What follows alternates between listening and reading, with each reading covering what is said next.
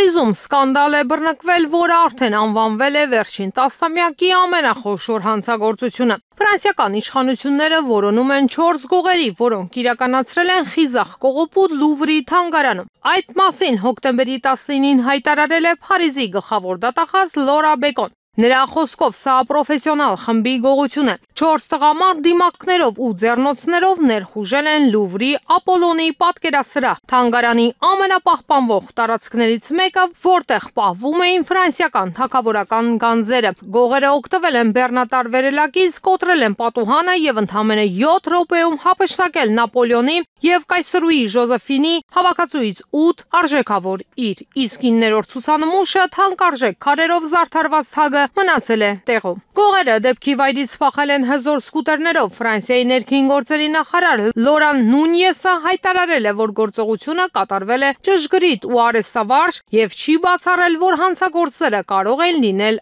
արտերկրից։ Գործով զբաղվում է շուրջ 60 քննիչ։ Ֆրանսիայի նախագահ Էմանուել Մակրոնը դեպքը որակել է որպես հարձակում ազգային մշակութային ժառանգության վրա։ Մենք կվերադարձնենք գողացված արժեքները եւ մեղավորները պատասխանատվության կենթարկվեն։ Դրա համար արվում է ամեն բան, ընդգծել է Մակրոնը։ Լուվրը պարզապես թանգարան չէ, այն Ֆրանսիայի խորհրդանիշն է, տարեկան ավելի քան 9 միլիոն այցելուով։ Ապոլոնի պատկերասրահ, որտեղ կատարվել է կողոպուտը, ընդամենը 5 տարի առաջ էր վերաբացվել վերակազմավորման աշխատանքներից հետո։ Սակայն սա Լուվրի պատմության մեջ առաջին նման դեպքը չէ։ Ավելի քան 1 դար առաջ 1911 թվականի օգոստոսի 21-ին այստեղ տեղի ունեցավ կողոպուտ, որը մտավ պատմության մեջ որպես դարի հանցագործություն։ Այդ օրը թանգարանից անհետացավ աշխարհի ամենահայտնի նկարը Լեոնարդո դա Վինչիի Մոնա Լիզա։ Երկար ժամանակ ոչ ոք չէր կարողանում հասկանալ ինչպես է հնարավոր, որ գլուխգործոցը պարզապես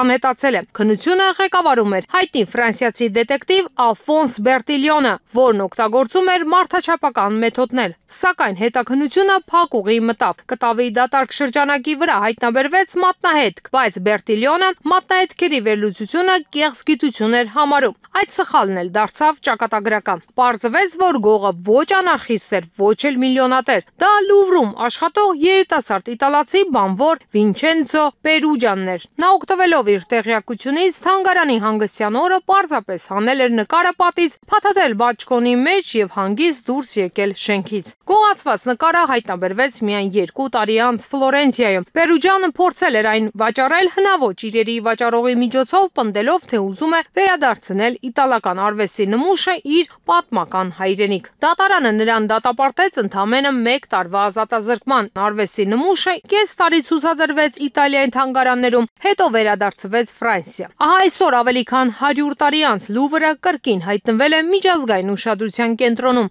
Կրկին նույն հարցը, ինչպես կարող էր Ֆրանսիան թույլ տալ, որ նման բան կրկնվի։ Լուվրի կողոպուտը ոչ միայն հարված էր երկրի մշակութային ժառանգությանը, այլև լուրջ մարտահրավեր ազգային անվտանգության համակարգին։ Ֆրանսիայի կառավարությունը արդեն հայտարարել է, որ կվերանայի բոլոր թանգարանների անվտանգության միջոցառումները եւ կներդնի նորագույն տեխնոլոգիաներ կանխելու նման դեպքերը, բայց ֆրանսիացիների համար այս պատմությունը դարձավ ցավալի հիշեցում։ Նույնիսկ աշխարհի ամենահայտնի մշակութային սիմվոլները կարող են դառնալ թիրախ, եթե զգոնությունը մի ակնթարթով էլ թուլանում է։